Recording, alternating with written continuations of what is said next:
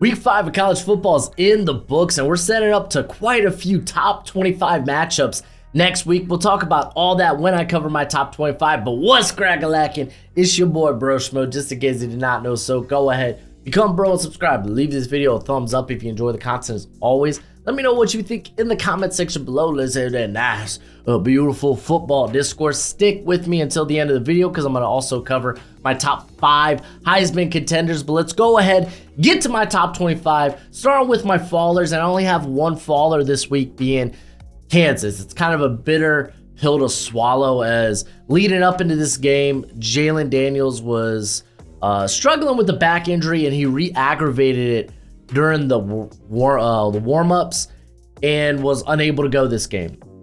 With Jason being there at quarterback, they were able to hang with Texas in Texas through the first half, but it just ultimately was too much for him. They ultimately end up going down 40-14, and I got a little soft spot in my heart for Kansas. I really do. I like seeing these up-and-coming programs that have been struggling for years finally doing well, but it sucks. It is what it is. Kansas, hopefully we'll see you back in here. But let's talk about my 5 teams that just missed it, starting with Maryland. Undefeated Maryland. Granted, been a bit of a cupcake schedule for Maryland coming into, this next week, where now they get put through the wood chipper.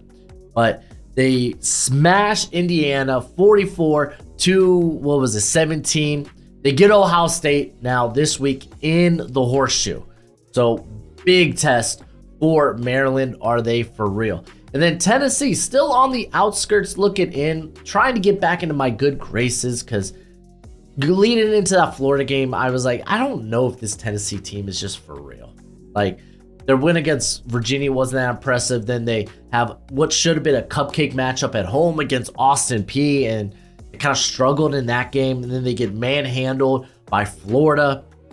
But hey, they bounced back in a big way with a very commanding win over South Carolina. Thank you, my wife. Appreciate that. Delivering food for me. But a very commanding win against South Carolina. They beat them 41-20. Louisville, another team that I am super excited for. And I want to put them in my top 25, but they get a big test this week in the form of Notre Dame. They barely got by. Maybe they got caught looking ahead against NC State, but though that's an NC State team that they got a lot of veteran talent on that team, and so NC State gave Notre Dame some troubles through 3 quarters. So I'm not gonna be too harsh on Louisville. They ended up getting the win 13-10.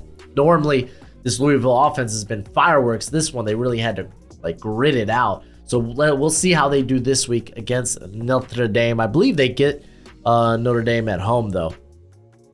Yes, they do. So good on y'all. They're currently 7-point underdogs.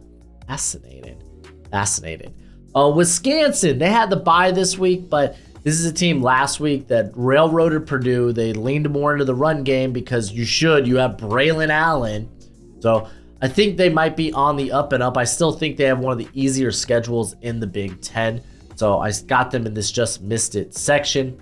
And then Fresno State, they pounded Nevada last night.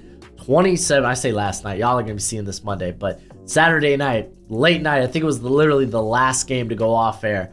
But 27-9. It was 27-2 at some point. So Nevada got a little bit of a garbage touchdown in there. Fresno State, man, watch out, man. I would love to put them in my top 25. They kind of look like the favorites right now in the Mountain West. A couple of teams I kind of want to just give shout outs to. They're also on this just missed it, but further down, James Madison, they continue to do their thing.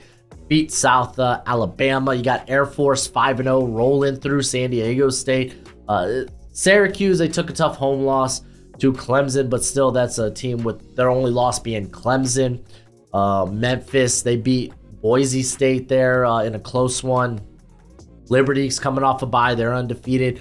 Marshall State undefeated with but they came back from 21-3 down in the first half to beat ODU, Old Dominion, 41-35. I got BYU, big win over Cincinnati with they also had a win over Arkansas. Their only loss this year came against Kansas, who just fell out.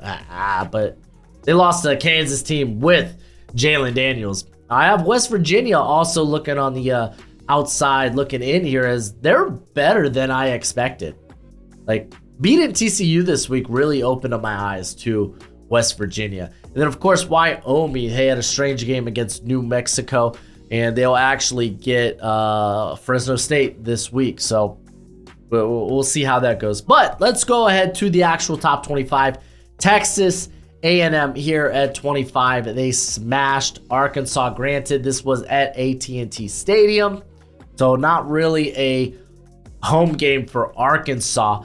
But Texas A&M was basically perfect outside of a pick six thrown by Max Johnson. They got it done 34-22. They do get, who do they get upcoming here? They get Alabama, but they're getting Alabama in College Station, so maybe they can hang. I'm not sure what Wigman's estimated time to return is, but Max Johnson's a fine backup. LSU, they lose to another top 25 team.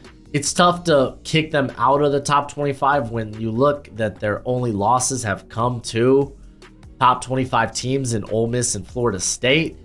I still think LSU is one of the better, I would say, well, they're probably a top 10 to 15 team in college football. They just need to start getting wins. It's just they have a tougher beginning of the schedule than probably everyone in college football. They do get Mizzou, undefeated Mizzou, by the way.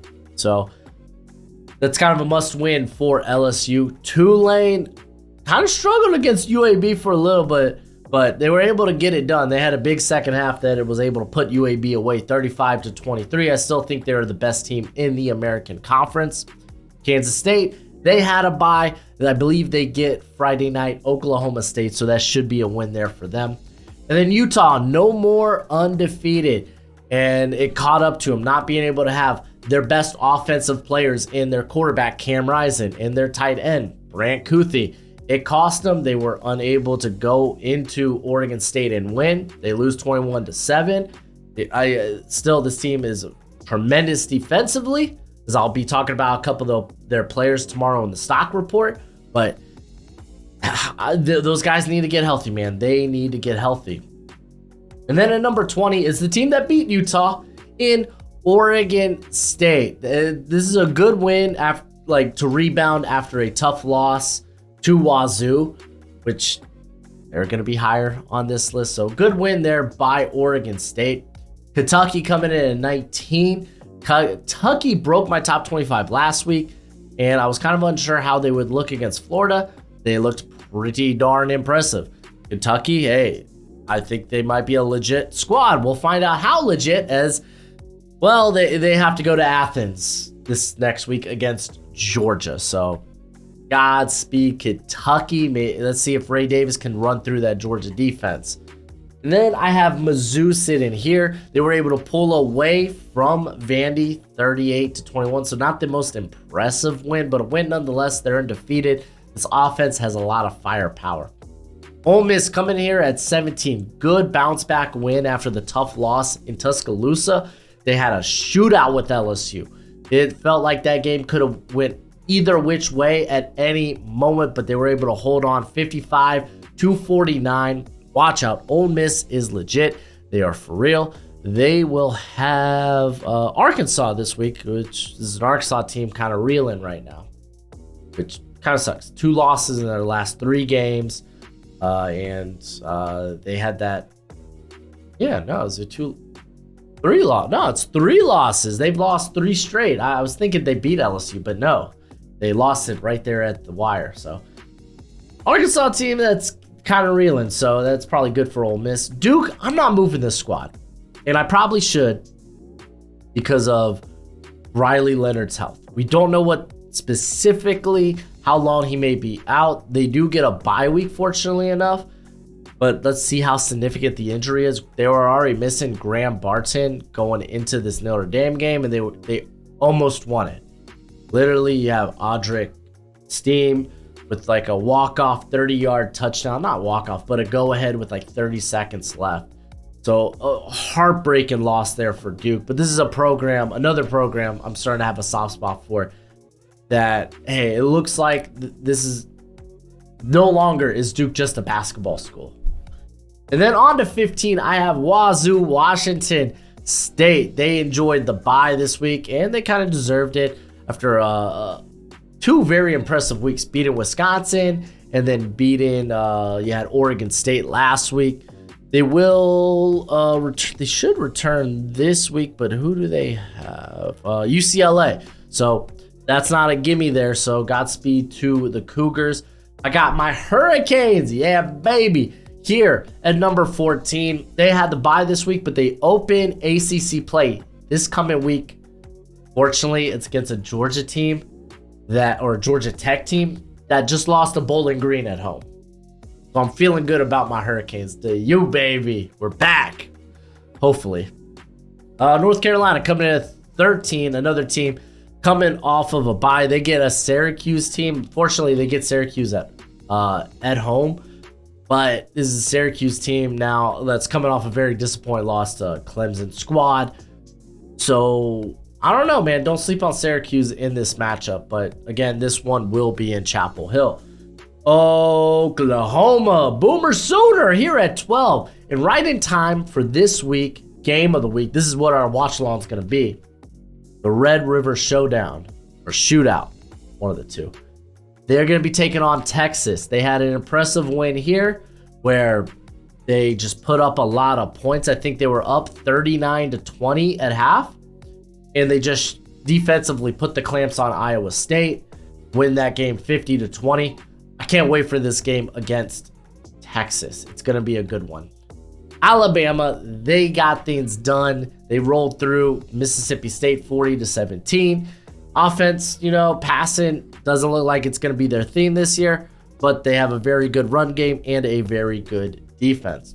On to the top 10, not much is changing. Notre Dame skated by against Duke after the close loss to Ohio State. Now they're on the opposite end of getting this close win against Duke. This is a very good squad. The defense is just phenomenal. You're starting to see some guys emerge on that defensive line, like Howard Cross and was it Riley Mills? But you're seeing guys emerge on this squad, man. Watch out for Notre Dame. They had the close loss, but I don't know. We'll find out. I can't wait for that USC Notre Dame matchup. I think not this week, but next week. And then I got Washington. They actually had a little closer game than you would anticipate against Arizona. They were able to hold Arizona off. Arizona gets a late touchdown, and then they miss on the onside kick. So Washington holds on 31-24. Good for them. Got Penn State. They went off to a slow start against Northwestern, and then scored 31 points in the second half, and just blew them out 41-13. So at first it was like, oh no, is this going to be an upset? Oh, okay, no, it's not. There's Penn State. There they are. Oregon similarly had a slow start. I think they were only up 14-6 on Stanford going at halftime, and then they just turned it loose in the third quarter. End up winning 42-6. Again, the Pac-12. Once these teams are starting to now face one another, and I think it's going to be a bloodbath. USC, they controlled much of that Colorado game, but Colorado was made up a 27-point difference late in the third quarter to bring that deficit to 7, but they couldn't get the onside kick. So USC holds on 48-41. The offense looks beautiful. Defense, now you're kind of like, are you going to be good enough here in the Pac-12? So, I don't know. We'll see. Again, these Pac-12 teams, I think, are going to kill one another. Top 5 remains unchanged. Texas, they beat Kansas. They were at home. Kansas did not have their best offensive player in Jalen Daniels. They should win that game. They did. They looked perfect. Not always, but they were able to get it done. Ohio State has the bye. They get Maryland at home this week. Florida State, they had the bye. They get Virginia Tech at home this week.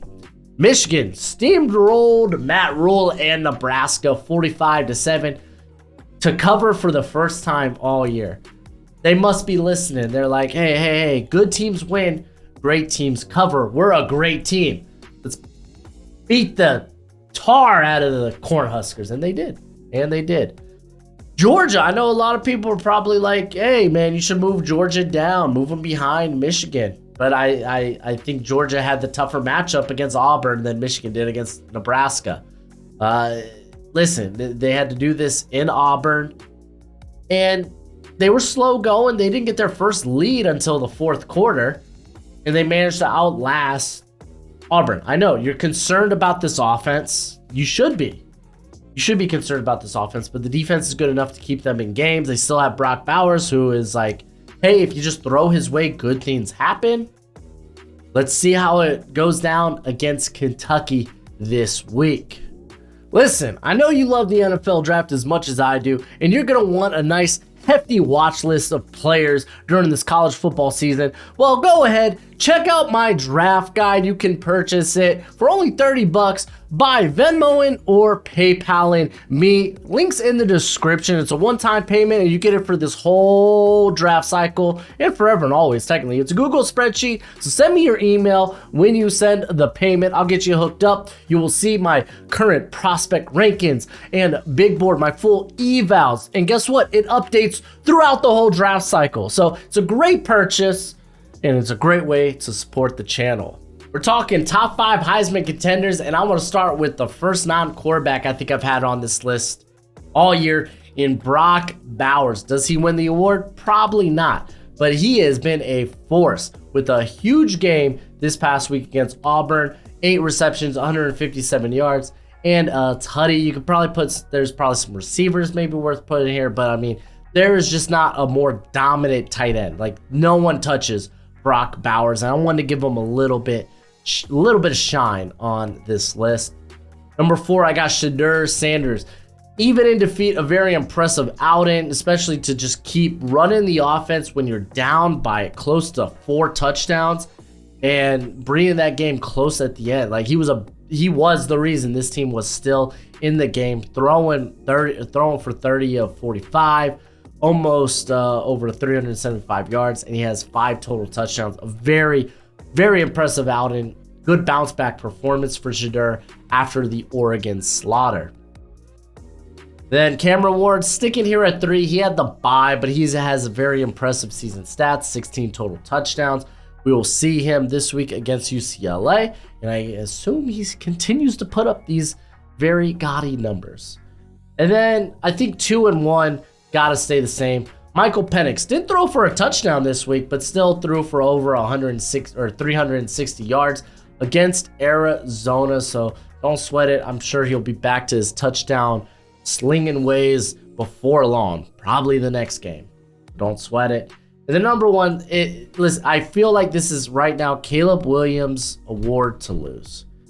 He has, I think, 24 total touchdowns on the season. Threw for 6 touchdowns this past week against Colorado, over 400 yards. He is the most, I think, unstoppable player in all of college football right now. There, I said it. But let me know what you think in the comment section below. And that's it for the video. Go ahead, do the YouTube thing. And as always, until next time, you be easy, my friends. Later.